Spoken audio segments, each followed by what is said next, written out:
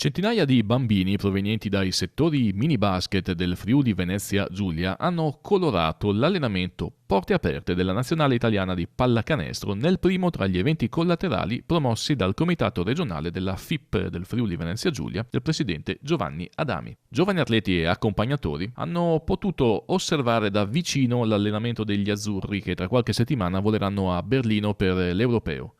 Al Pallarubini di Trieste, i ragazzi hanno inneggiato a suon di applausi i giocatori del commissario tecnico Pianigiani, che si sono prestati per autografi, selfie, fotografie e per raccontare ai giovani minicestisti del Friuli Venezia Giulia la loro esperienza in azzurro. Il pieno di applausi è arrivato soprattutto per i tre giocatori della NBA, Bargnani, Bellinelli e Gallinari, ma anche per Capitan Gigi Datome, ormai triestino ad onore, ma anche il friulano Davide Pascolo, che sta cercando di convincere il commissario tecnico a portarlo agli europei.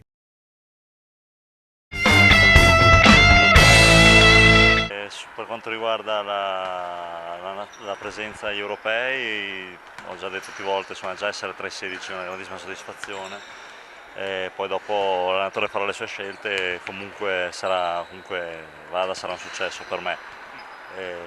Perché già allenarmi con questi campioni è già un motivo di crescita. Cerco di vedere qualche loro movimento, come si applicano, come si muovono in campo.